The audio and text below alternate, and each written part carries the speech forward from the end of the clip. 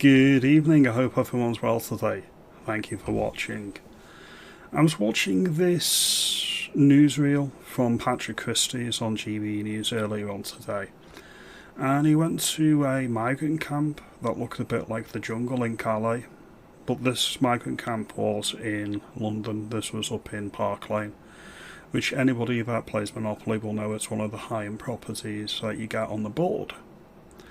We've got vagrant migrants, obviously cultural enrichers, that have come from the impoverished Eastern European nations such as Romania and Bulgaria, coming to England, coming to Britain, and they're just in tents in public areas, and they don't seem to be contributing to our country, and they don't seem to be a net gain. If anything, they're taking more than they actually put in, and they're making the place look untidy. I have no time for anything like this. These shouldn't be in the country. And it gets me thinking to a broader point that I want to mention. How safe do you feel in our major cities? Liverpool, Manchester, Glasgow, London? How safe do you feel? How welcome do you feel in our great British cities? I avoid the major cities where I am. I really do. I don't go anywhere near Manchester or Liverpool anymore, because they're full of people that, in my view, should not be in the country and are working delivery jobs. You just see hordes of people, and they're like delivery drivers. They don't speak a lick of English. If I was to bet my last tenner, I would say they probably come over on the boats, and they're either rejected or are waiting decisions on asylum claims, and they're working illegally. This is a side issue, but it's got me thinking, how much more can we take? This is going to spread. It's going to spread like a cancer, and it's going to go all over the country. It's going to go into the little country villages. It's going to go into the little towns and the little parishes. It's going to be all over the country. It will be taken back. We can reclaim. We can rebuild. And in the spirit of this, I've seen this tweet from Ant Middleton, who's a former special forces operative for the British Army. He says, British Navy, be specific. Ant Middleton, he said he will run for London Mayor in 2028 against the Pakistani origin Mayor Sadiq Khan.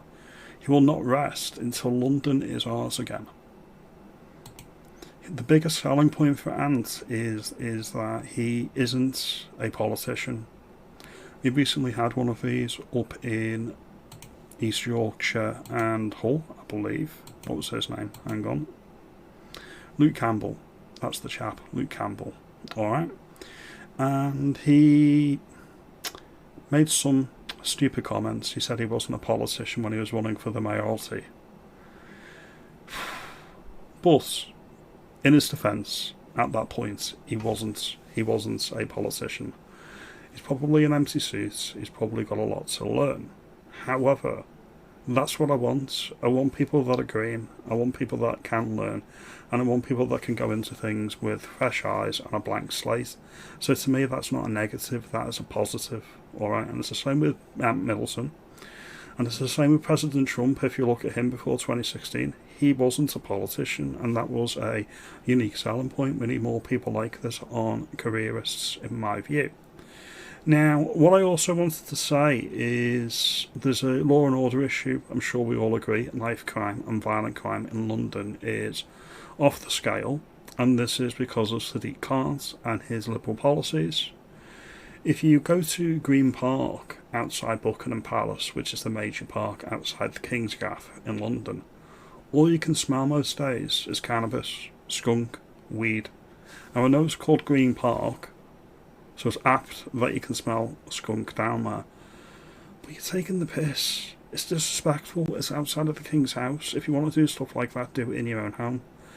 And in my opinion, if you get the little things, if you get the drug issues and you get the knife crime reined in, big things can follow from that. You need to get the small things right, and then you can get the big things right. That's just my view. But we need to start thinking strategically, and we need to start making long-term plans. I've always said this, I'm not a defeatist, I'm actually the eternal optimist.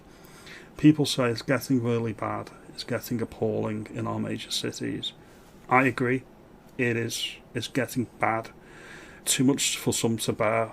But the hope I can give you is that anything that is damaged can be rebuilt. We can reclaim it, and Ant Middleton may help us do that down in London.